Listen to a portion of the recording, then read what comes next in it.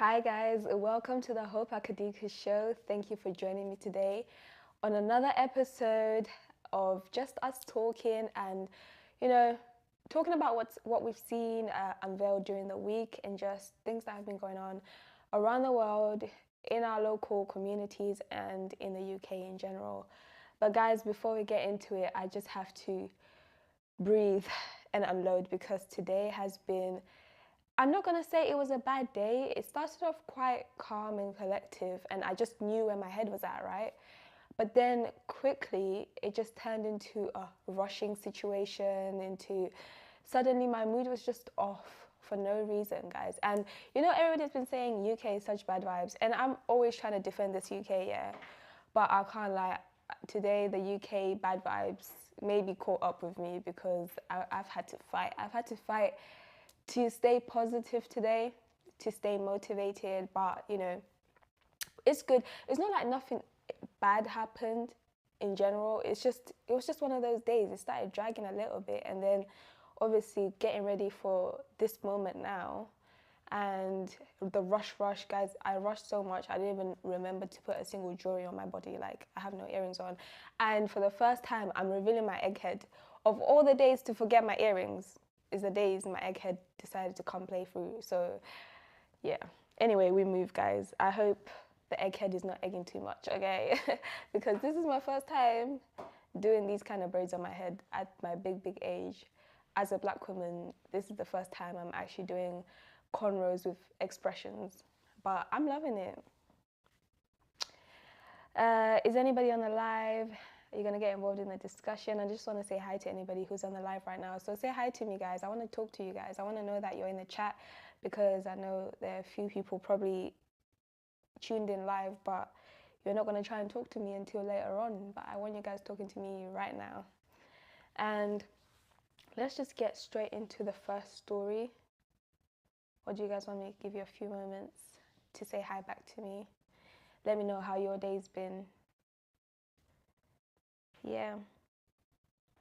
And guys, please do share the live with your loved ones, family members, anybody you know right now. Could just tune in. It would be really nice. I would really appreciate that, guys. So do share the live and let others get involved in the discussion as well. On the first story lined up today, I'm going to introduce her as what it is. The BBC Radio Extra 1 announces first ever weekday show to come from Birmingham. And you're thinking, what does that mean? So basically, BBC One Extra, for the first time, will have shows from Monday to Friday, and they will be hosted by a lovely, gorgeous girl called Lady, actually. Keely Golding, and she's an award-winning presenter and DJ.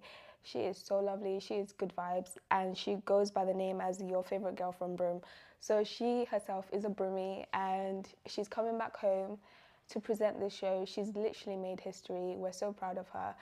But guys, I feel like the story is so much bigger than her, and it's so much bigger than just, BBC One Extra coming to Birmingham, because I feel like this has a lot to do with the industry and how it is so centered in London. Everybody else in the country feels like, if I'm going to make it big in TV, if I'm going to make it big in radio, if I'm going to make it big in any industry, even the corporate world, I have to go to London to do that. And I feel like it's not fair because some people love their hometown, and Birmingham is big enough. I mean, the city is big enough to be able to accommodate the industry as well. And I feel like for so long they've been left out of the industry. Like, we have a BBC, right, in the mailbox, but why are the shows limited there? Why don't we have all the programs running? Is it lack of presenters? Is it lack of journalists? What is it? Surely that can't be the case, because if the jobs were available, more people would stay in the city and work in the city instead of feeling the need to relocate to London. And for the longest, that was my mentality. As soon as I hit sixth form, I was like, right, from here, I'm off to London. I'm just seeing the comments now. My girl has come with her popcorn, meaning she's ready to dive into the conversation today. Hi, Susanna. How are you, darling?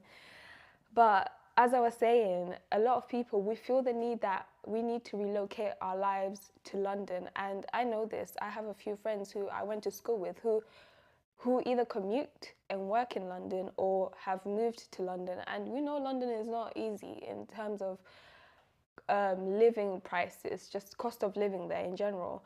Imagine, leaving your home, your parents, to go and hustle in a big city as a young person. It's like being thrown in the den of wolves, right? Like being thrown to the wolves. That's literally how it probably feels for a lot of people, because I did a little bit of work experience in London, and oh, you're good. It's good to know you're good, sis. I'm glad you're smiling today. I hope you're smiling today. I spoke to Susanna yesterday, and we needed to encourage each other a little bit, so I'm glad to hear she's good. But back to the conversation.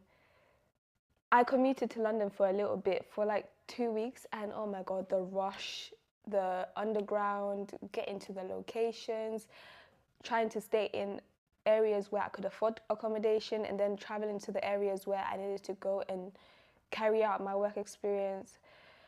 So, London is a beautiful city, and obviously it's our capital city. That's where the industry is booming and thriving at its finest. But, trickle down the opportunities. Don't be hoarding them. Like, allow other parts of the countries to be able to excel and do what is happening in London. Like Birmingham, I mean, it's debated, but essentially is the second largest city in terms of economy between Birmingham and Manchester in the UK, and yet people still feel the need to leave Birmingham to go to London, So what are your thoughts on that, guys? Like, I know not everybody is for the big city life. I know a lot of people personally who prefer to live in small towns and cities, even young people. Myself, I live in the outskirts. I don't live where it's happening. I live in the outskirts, but I have access to the city. So I get the best of both worlds personally.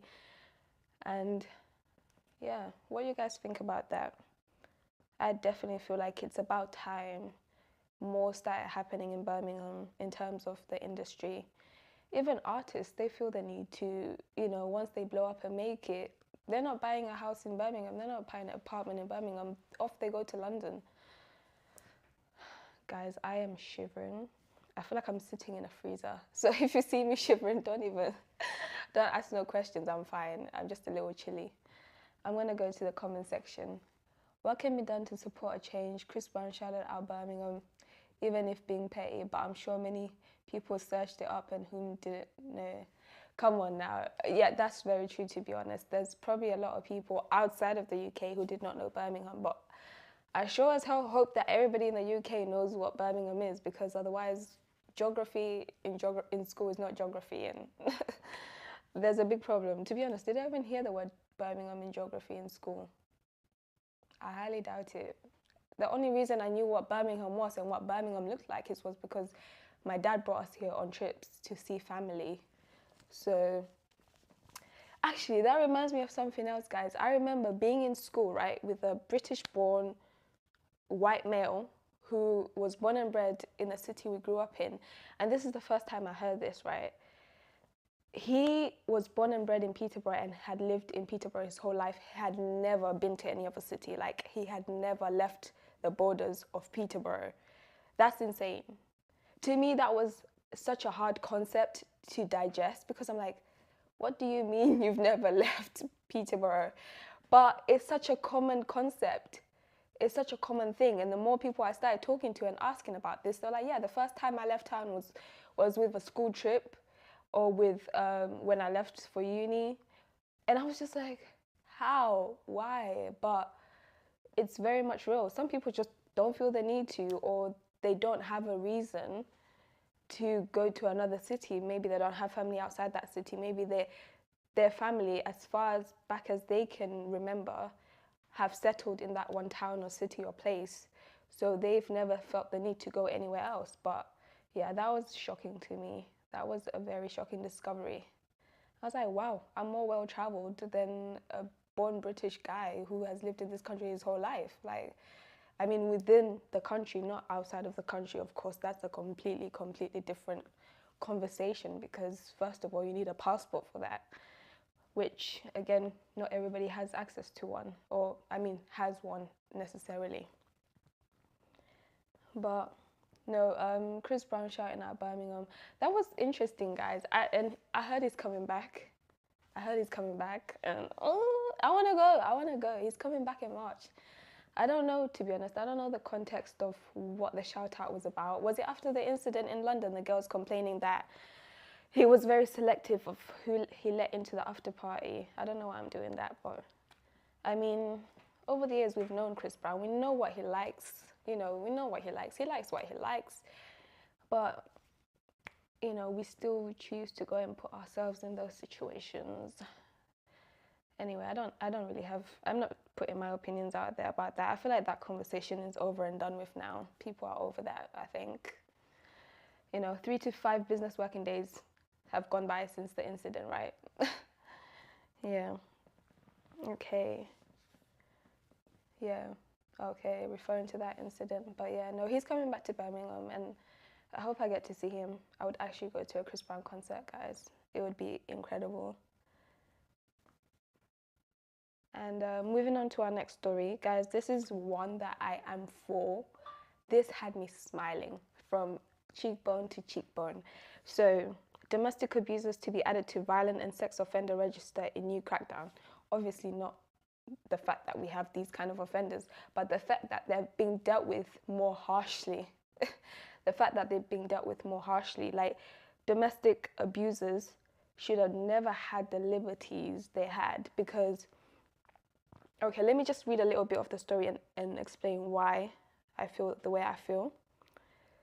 Starting immediately, anybody jailed for 12 months or more will be included in the sex offender register. That means that they have to tell the police their name, where they're staying, and if they stay in a household with a child for more than 12 hours, they also have to report those details.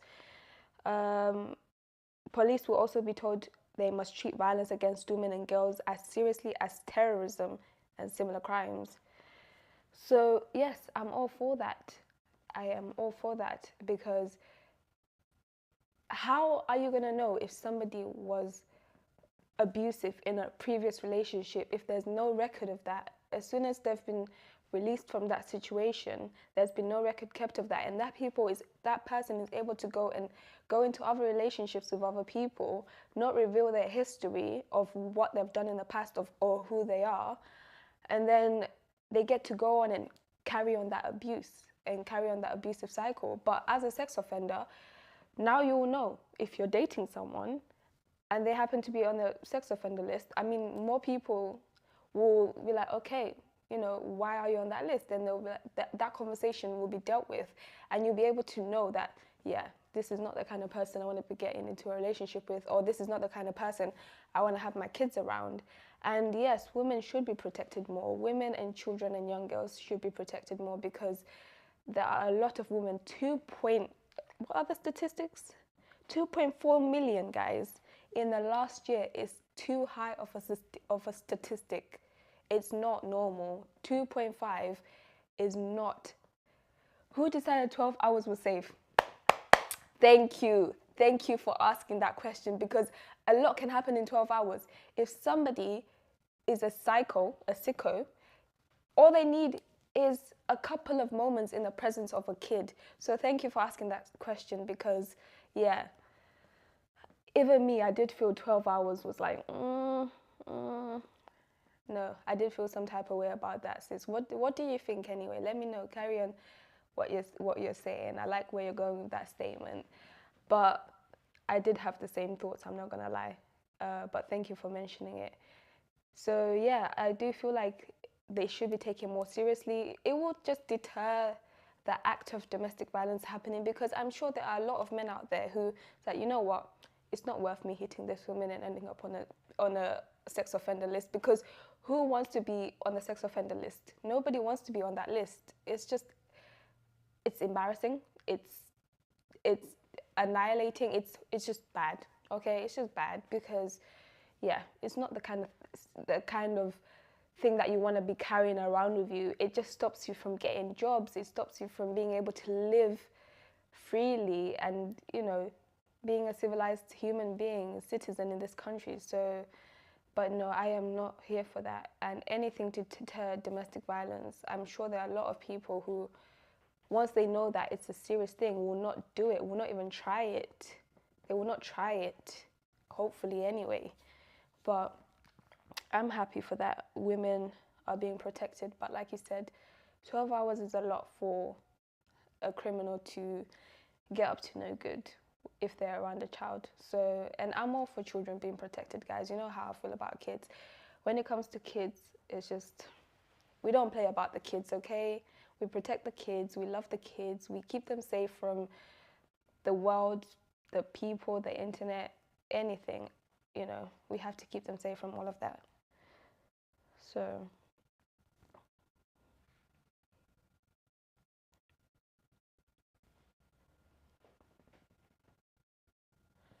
okay. I feel like you should be a domestic list, not on the sex offenders list. Unless they have sexually assaulted a woman, man, child. Yeah. I know, but domestic list. Have you heard of? I've never heard of. Is it actually a thing? Exactly. A man can do damage in seconds, minutes. All it takes is for a child to feel uncomfortable. Like, it does not have to be the worst case scenario, guys. I'm just talking about the bare minimum. It could be a look, a touch, a whisper, just a gross man being around a child. It just shouldn't happen. Yes, no, definitely. I agree with you there, sis. No, it's very much true. And it's unfortunate, and sometimes women will date men without, you know necessarily. The women in my life that I know are very, very big advocates of, yeah, you're not coming into my home where my children are. You're not coming into that environment until I can 100% trust you, or I can say that we're in a stable relationship now, that I'm bringing you around my children. But there are some women who can be naive about that kind of stuff, and can be vulnerable and just bring people around their children without realizing that they're a danger. And sometimes it can be family members as well. So if you know your family members is on a list, you're going to be more careful about allowing them into your home. Simple as that. Yeah, I do feel like domestic violence, sex offenders list, they're very two different things, even though they happen in similar situations and environments. I mean, if that's what they decide they're going to do, I'm not going to vote against it, because, like I said, I have no mercy for any kind of man who's about that life. I have no mercy for any woman. Let's not be sexist here, okay, guys? So forgive me for being, if I'm just being men, but it's you know, there are some women out there who are equally disturbed and disturbing, like the woman who's a serial killer fan who just killed her man. Did you guys hear about her? I don't know if you heard about her. She's got tattoos and piercings all over her face. She's been arrested now. I think she's gonna do a life sentence. Oh, child.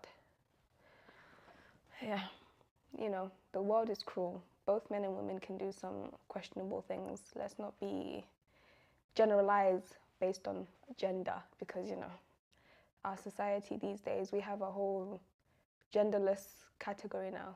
Sorry. But on to the next story, guys. Broadband must be accessible to all peers, told. I mean, I think I spoke about this a couple of weeks ago, maybe 2 weeks ago, how I was saying that internet access is not it's not in every household as we like to think in the UK. And some people were like shocked by that. They were thinking, the UK, how? Like, I was talking to families and members abroad who were thinking, no way, like, you would never think in the UK. But statistics say 1 in every 20, is it 20 households? Statistics say that there are people who go without broadband or Wi-Fi, or even able to top up their phone or have landline connections. And the government want to do more to be able to make that less of an experience for households. And I feel like it's very important for that to be a case, guys, because growing up, I very much had access to the internet in my household and a phone and all. But when I went to school, I realized some of my friends might have a computer in the house, or they might have a laptop, or they might have a laptop and a computer in the house. But in certain households where we only had access to one computer, you're thinking, I want to do my homework, I got to do some research, but somebody else is on the computer, you can't do that. And for me, that's where I feel the need for it to be a important thing for households to have internet and access to the internet, especially with more than just the phone, because you cannot do everything on your phone. Like, the phones are great that we have these days. I've written essays on my phone, okay, guys? I've submitted essays on my phone, but it's just a big difference when you have access to the internet through a Mac or a laptop or anything of that kind. Parents, parental control is a must with broadband. Me too, and to some crazy things. I was exposed to some crazy things. Yeah, no, definitely. I do definitely feel like broadband should be monitored. Kids on the internet should 100% be monitored, but it has become such a huge part of the education and how we do our homework and how we connect with our friends and family abroad. And the one that really touched me was, it was actually included in this story, is a young woman whose family, mother and children, are in Ireland, and she was in the UK, and she had no way of contacting them because she couldn't even top up her phone. And she got a voucher through one of the service providers to top up her phone for £10, and she was able to contact her family, and she was in tears. And the woman who helped her was like, she was so shocked because she could not relate to her struggle. But, this is a reality for a lot of people. Like, when your phone line gets cut off, even for 24 hours, not even that, even if it's for a couple of hours, you feel that. Like, imagine going a whole month without being able to connect or being able to call a family member. You just kind of have to, hope for the best, hope that they're okay. So I really hope that this becomes this is tackled and dealt with seriously, because being a child going to school and being excluded can feel so bad. And I was not even excluded at the worst, but even that, just not having my own laptop, just and having other kids talking about, oh, I was able to do this and that. I'm not saying that every child should be entitled to a laptop, but I'm just saying that's how I felt excluded. Imagine now somebody who doesn't even have access to the internet at all. During half term, they might not even know what activities they can get involved in because they can't get online to research them and stuff like that. So it's definitely very important, I believe. Sis, I'm sorry, I'm reading one of your comments. I'm not quite sure if you're referring to the previous conversation or if you're talking about broadband. You were talking about you yourself were exposed to some crazy things. I'm sure you're referring to our previous conversation about domestic violence, but or are you referring to the internet? But no, thank you for sharing, and definitely children are very much vulnerable in many ways, and they should be protected at all costs. Guys, I also apparently there's been a shortage, guys, a shortage of fruit and veg. I haven't actually been to the shops myself. We stocked up on apples. Like, we have a lot of apples in our house. It's very unreal. But that's the main fruit that we eat in our household. But and I was reading why there's this shortage, and apparently, guys, it's mostly down to the weather. Apparently, the weather has not been allowing the fruits to grow fruitfully and abundantly. And apparently most of our fruits are either exported from North Africa or grown in greenhouse gases around within the UK. But apparently the weather has not been great to us with all the natural disasters that are going on. So climate change is really affecting our food. It's a serious matter that we need to take seriously.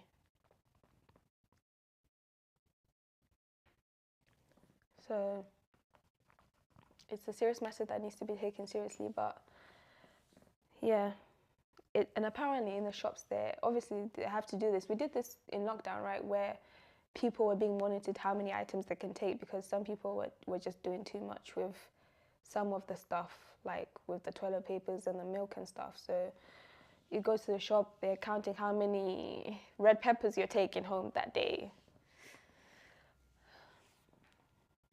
I mean, it's insane. And most of these fruits and veg don't even last that long in our household anyway. I mean, we've had this conversation before. Like, the fruits, the veg, they'll go off. They just go off real quick. So you buy them from the shop that day. You either chopping them up and freeze it, put them in the freezer, or you have to use them within 3-4 days, and then you have to go back to the shop again.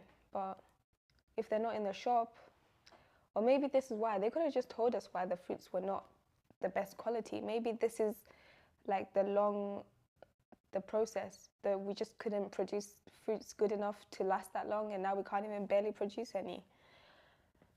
Oh yeah, the eggs. How much are eggs costing in America? Like $8, $6, something like that. I heard somebody was in the US and they were talking about egg prices being $6, $8. Yeah, that's a lot of money for eggs. It's all those fertilizers they use. Yeah, growing fruits and vegetables are naturally, guys. I don't know how do we combat this? How do we go back to farming naturally and growing naturally? Or are we just way past that now? And are we going to blame that on the human population? Too many human beings to feed? Or what is the cause? What is the reason? Like, do you guys know? I mean,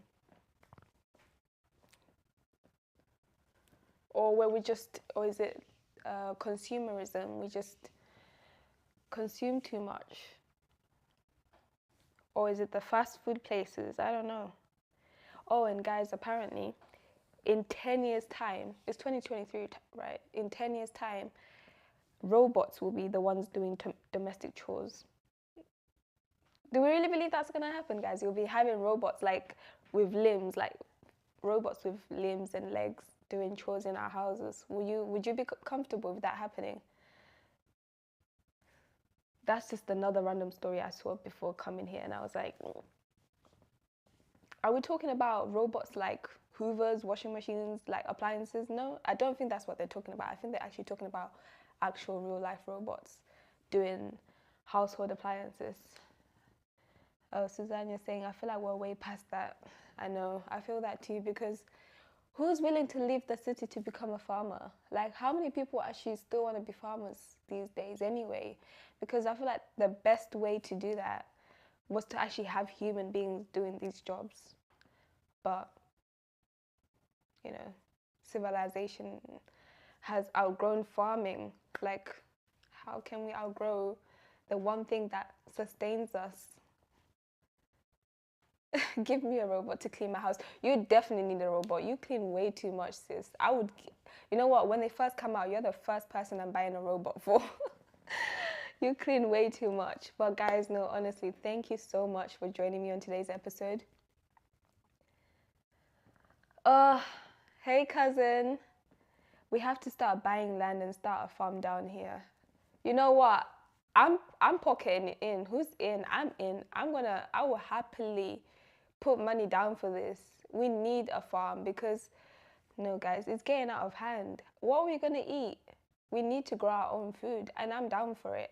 Can we do that in our own gardens as well? Guys, people have gardens. Why don't we grow food in our gardens? Is it against the law? It's not against the law, is it? But no, I'm down to purchase in a farm. Do you know what? Land in the UK is very, very expensive, and technically you can't really own land because all land belongs to the king. But guys, I think I've gone over my time. I've gone over my time. No, I haven't? Okay. No, but guys, I'm not going to be able to see your comments for a second. Even when the weather was predictable. Okay. I think you're trying to, how I'm reading it is if the weather was predictable. I know.